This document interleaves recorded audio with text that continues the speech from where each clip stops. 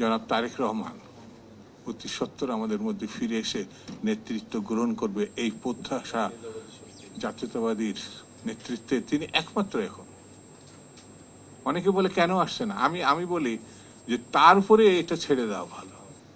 এই কারণে জাতীয় আন্তর্জাতিক নানান ষড়যন্ত্র জিনিসটা আমাদের মাথায় রাখতে হবে। সেটি পরিপূর্ণভাবে যখন বুঝবো যে এখন সব ঠিক আছে, তখন নিশ্চয়ই তিনি আসবেন। তিনি আমাদেরই মানুষ। গতকাল সারা রাত আমি যতটুকু জানি দেশের মানুষ জেগেছিল, যা তাদের মা, তাদের নেত্রী, যে মানুষটার জন্য গণতন্ত্র ফিরে এসছে, সেই বেগম জিয়া তো সংকট আছে, জীবন মৃত্যু সন্ধিক্ষণে আছে। সবাই কেউ কেউ নামাজ পড়ে সারা রাত যায় নামাজ দিচ্ছিল।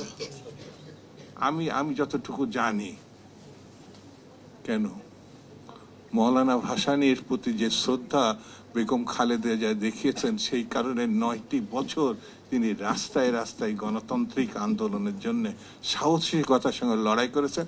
আমরা ছাত্র কর্মী হিসাবে সেই সময় যেমন ছিলাম মৌলানা ভাসানীর সঙ্গে, ঠিক তেমনি আমরা বেগম জিয়ার সঙ্গে ছিলাম।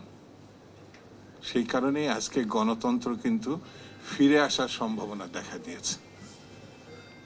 সেই জন্য বন্ধুরা, আজকে যারা এখানে আছেন তাদের প্রতি আমার বিশেষ অনুরোধ, জাতীয় ইতিহাসে যে উদ্যোগটা বাবলু নিছে, আমরা তার সঙ্গে থাকবো। সেটা হচ্ছে আমাদের পূর্বপুরুষ হিসাবে এইসব মানুষকে আমাদের সামনে আনতে হবে, পাঠ্যপুস্তকে আনতে হবে, আলোচনায় আনতে হবে, যে কোনো ভাবে। এতে জাতি সমৃদ্ধ হবে, এটি আমাদের ভালো হবে জাতির জন্য, জাতীয় রাজনীতির জন্য।